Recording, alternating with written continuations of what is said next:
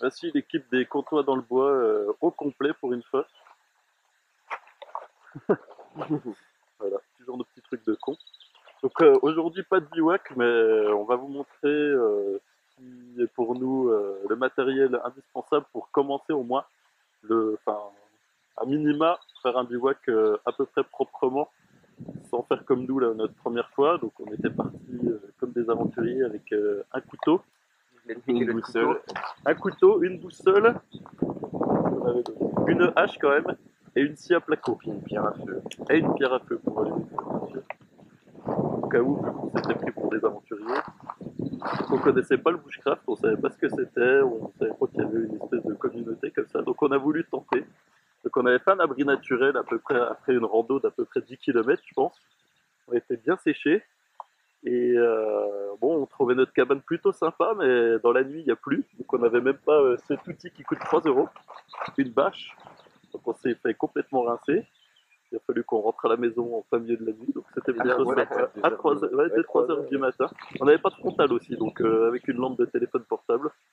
Donc c'est là qu'il faut commencer à réfléchir après à ce qu'il faut acheter comme matériel. Donc on va vous présenter ça.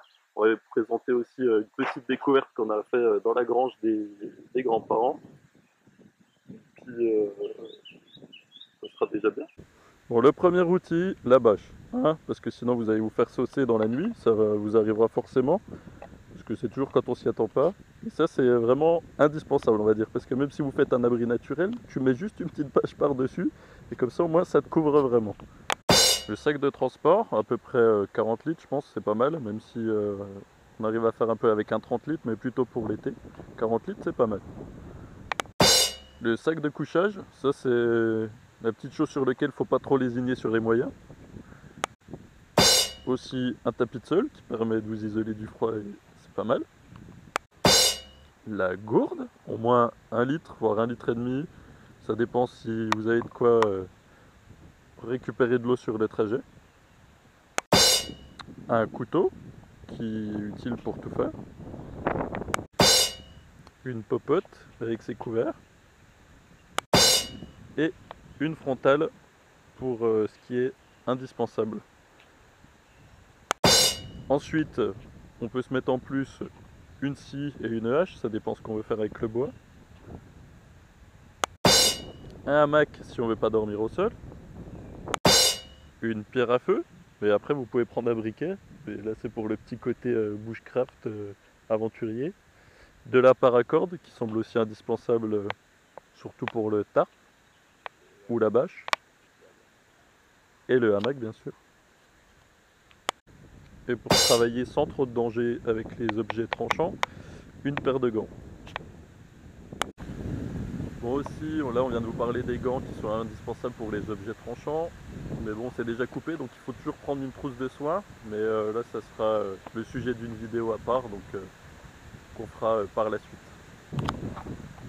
Bon, on a essayé de vous présenter ce qui nous paraissait vraiment indispensable pour nous en tant que débutants dans le bushcraft. Donc comme ça, il n'y avait que des choses abordables pour à peu près tout le monde et pas un peu de superflu pour ceux qui ont 15 couteaux et 15 haches. Donc n'hésitez pas à ceux qui ont plus d'expérience à nous faire partager votre expérience justement et pour que ce soit utile à tout le monde et ce qui selon vous pourrait être ajouté à notre petit kit débutant. Voilà, merci.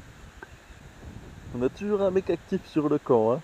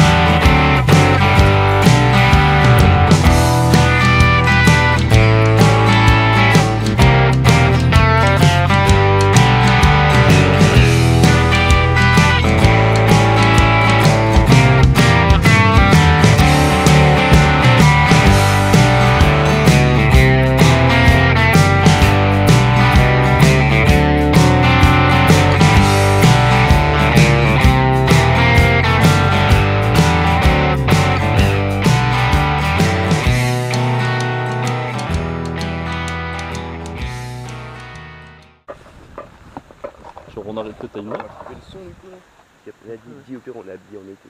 Bon, là on est habillé en été, enfin faut pas faire attention à nos chaussures parce que bon, on s'est dit qu'on n'avait pas randonné donc un peu léger quoi. Surtout les habits, pensez pour au moins la nuit, prendre un truc chaud, du style pull ou veste, polaire, un kawaii, que quand il sauce, L'expérience est utile. c'est pas mal. Et ce qui peut être bien aussi, c'est un bonnet pour la nuit.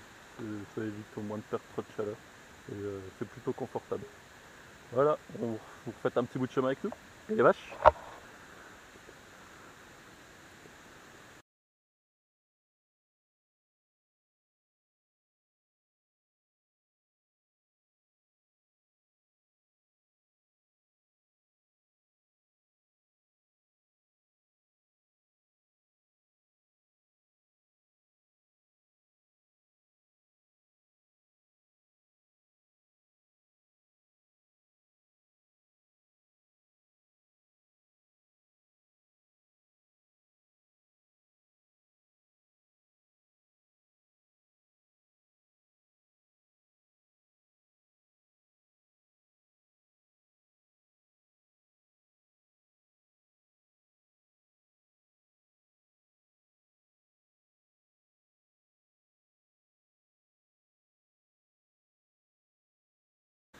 Bon, si vous nous suivez un peu, vous saviez qu'on n'avait qu'une hache, donc la Fixcar X7.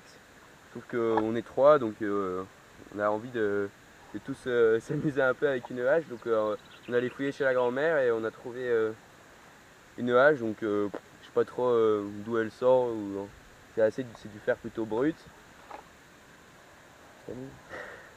Donc du coup on l'a réaiguisée, on l'a bien nettoyée parce qu'elle est toute rouillée, donc on a bien frotté et on vous la montrera dans un prochain bivouac, voir ce que ça donne.